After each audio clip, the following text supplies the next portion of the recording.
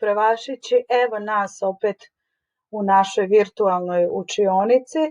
Ako ste poslušali uvodnu pjesmicu i otkrili što nam to navješćuju proljetnice, koja godišnje doba, možemo malo poslušati jedan igrokaz koji govori o proljetnom buđenju. Sjedite, naslonite se i poslušajte. Probudi se, Medo, prekini san. Danas je prvi proljetni dan. Baš danas je proljeće moralo doći. Još mi se sneno sklapaju oči. Hajde, napusti zimske snove. Livada puna cvijeća te zove. Baš me briga za cvijeće, neko još mi se spava, već sam ti reko.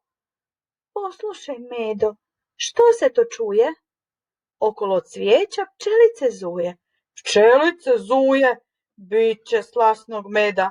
Moram ustat brzo, makar mi se ne da.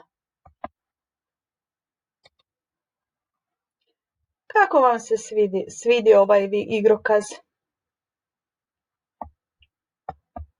Koji se likovi pojavljuju u ovom igrokazu? Zaokruži. Tako je. Ptičica i Medo.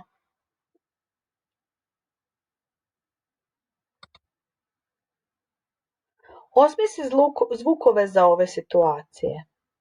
Spavaš. Budiš se. Jedeš med. Pčele lete. Sada ću ponovo čitati igrokaz, a vi ćete zvukovima popratiti ono što se pojavljuje u igrokazu. Spavaš, budiš se, jedeš med. Na primjer, spavaš, budiš se, jedeš med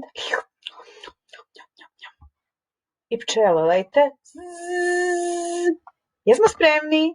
Spremni smo. Probudi se, Medo, prekini san. Danas je prvi proljetni dan. Baš danas je proljeće moralo doći. Još mi se sneno sklapaju oči. Hajde, napusti zimske snove. Livada puna cvijeća te zove.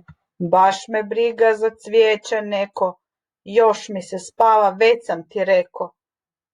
Poslušaj, Medo, što se to čuje? Okolo cvijeća pčelice zuje. Pčelice zuje, bit će slasnog meda, moram ustat brzo, makar mi se ne da. Je li bilo zabavno? Je. Zbog čega je Medo ustao iz svog brloga? Zaokruži. Džem, medo, cvijeće, sunce.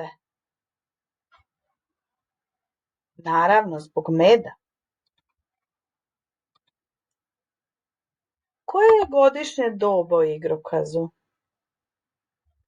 Proljeće. Napišite proljeće. Napiši ostala godišnja doba.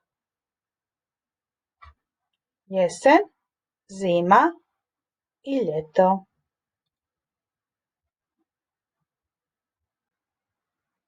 Otvorit ćete pisanke.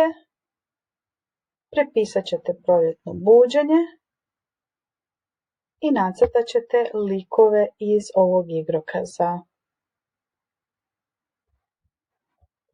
Želim vam ugodno poslijepodne.